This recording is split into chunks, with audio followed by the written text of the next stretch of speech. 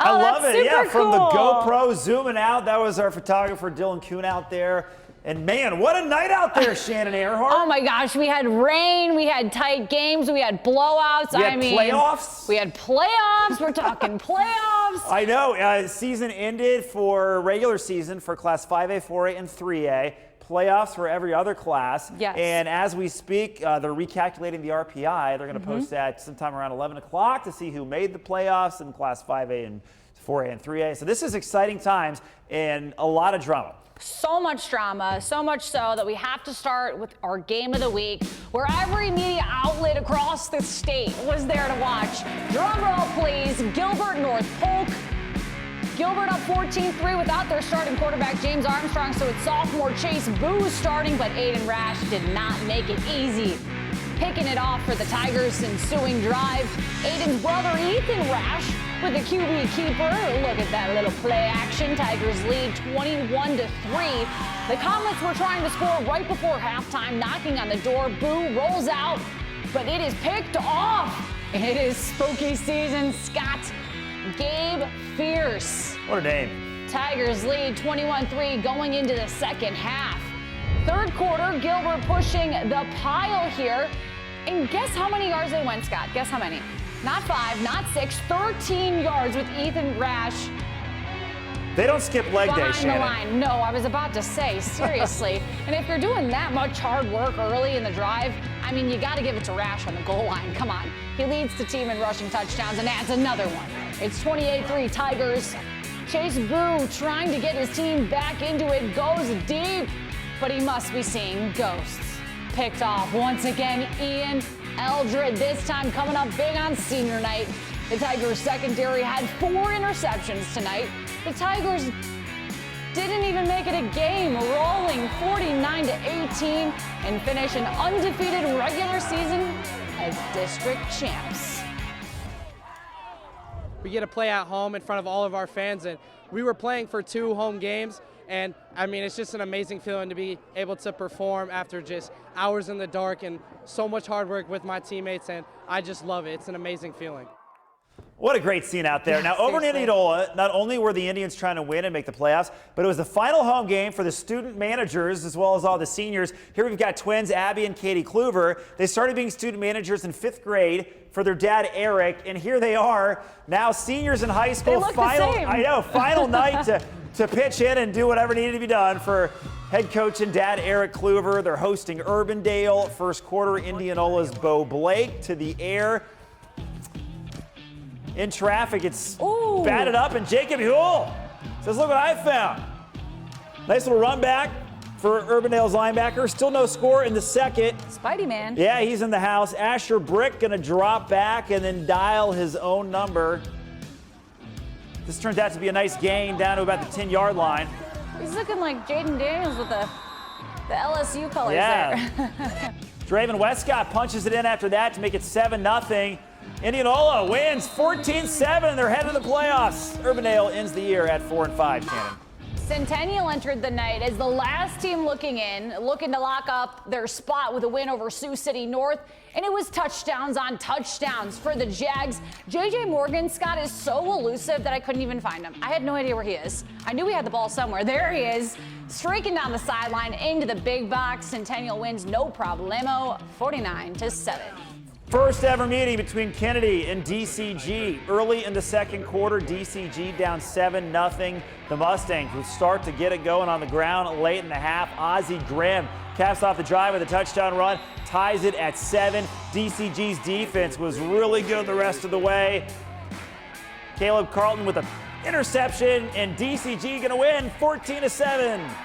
You know who's back from the dead? Waukee. Upsetting number 1 Waukee Northwest, shot them up to 17 in the RPI. So if they could beat number 12 Waterloo West by tonight, it would be no problem. Beckett Baker making it so, a 74-yard touchdown run.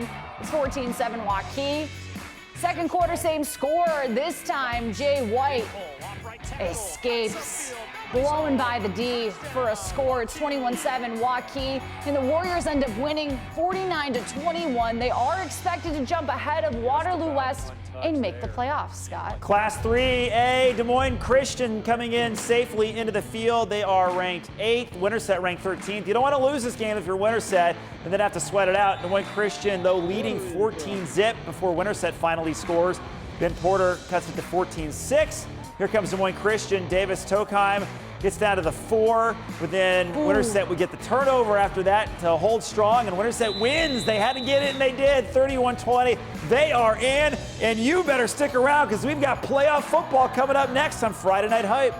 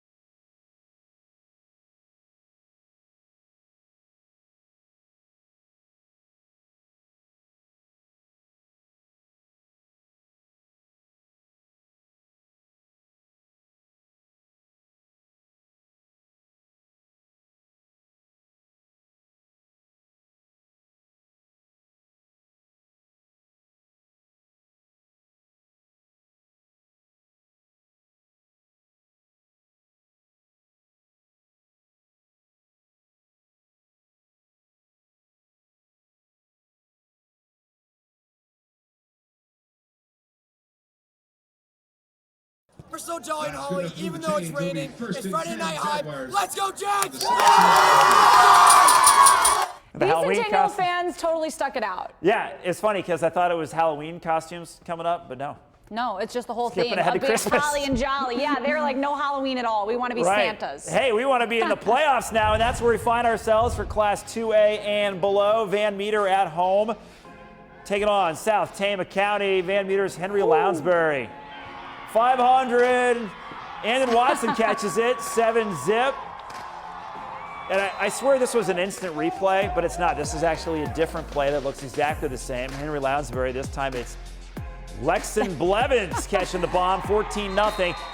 Now, Van Meter's going to win this game, but Cody Deemer is my real hero, the freshman lineman. Look, it goes right to him, and then he scores the pick six. That's great. 45-6, Van Meter's got their mojo going in round 2. Yeah, that's a gift you can't return. 2A playoffs, Anamosa at Roland Story. Here come the Norse. Hudson Scranton with the carry for Anamosa here. Spin move, but it pops out. That was Cody Long with a big hit, forcing the fumble. Very next play, Riley Shaw drops back, unleashing to the wrong color. Luke Thorson gets under it, picks it off. And you know what? Roland Story, when you got good defense, what else do you need? They win it 28-14, maybe a couple touchdowns, but you know. Statue of Liberty in the house. 1A playoffs, South Central Calhoun at Underwood. South Central Calhoun in the white, Underwood in the blue, and the blue guys scored a lot. Garrett Lewitt to Hudson Ross. What a highlight. Zip. A lot of scoring by Underwood. South Central Calhoun, great season, but it does end tonight 54-8. Class A playoffs, Madrid hosting North Butler. It was raining pretty hard, Scott, up there. That's why I sent you there. I don't Kids want are to still go. having fun. You know what? Taryn Lawrenson, he had a blast. Look at that. Doesn't even give QB1 a chance. With the sack, Madrid led 7-0. Loken Velke serves to Will Atkinson, who's seated at the table for 6. It's 14-0 Tigers. Madrid forces a punt. Velke, with the ball in his hands again, finds all 6'7", 205 pounds of Emerson Bridgewater in the corner of the end zone. That guy was huge. Stood next to him. Massive. Madrid recovers a fumble on the ensuing kickoff, so the Tigers get the ball back. Velke, a QB keeper, on the RPO, breaking the plate as he's tackled. It was called good. Madrid goes home happy, winning 48-8. Another Class A playoff game for viewing enjoyment. Mount Air takes on the St. Albert Falcons. Mount Air in white. Jackson Ruggles to Dyson Thompson. Breaking tackles. Run Thompson, an 80-yard score. Mount Air goes up 21-14. Forrest Gump. St. Albert, yeah, run. Kayla Yakorski to his tight end, Colt Spencer. Popped at the goal line, but he's in. This turned into a shootout, and Mount Air sees it is not done yet. 55-47. They are moving on to the next round. Shannon. Man, was so exciting. I wonder who our fan of the week is. I'm looking forward to it. I know, and as we go to break, the band was decked out, ready to trick or treat at Indianola. It's Friday Night High!